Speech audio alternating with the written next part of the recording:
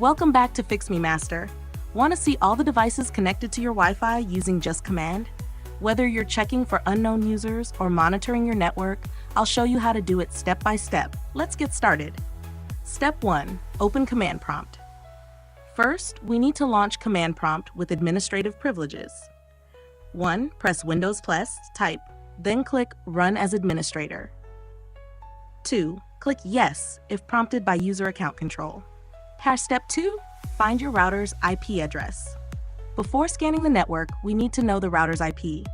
In Command, type ipconfig. Press Enter and look for the default gateway under your active network connection. It usually looks like 192.168.1.1 or 192.168.0.1. Step 3. Scan for connected devices. Now, we'll use a network command to list all devices connected to your Wi-Fi. Type. Press Enter, and you'll see a list of IP addresses, MAC addresses, and their corresponding devices. These are all the devices currently connected to your router. Step 4.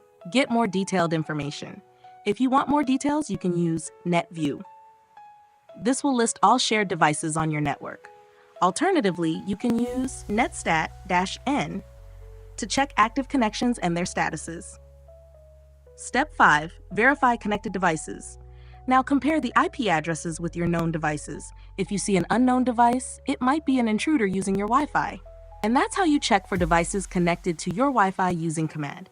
If you found this helpful, drop a like, subscribe to Fix Me Master, and stay tuned for more tech tutorials. See you in the next one.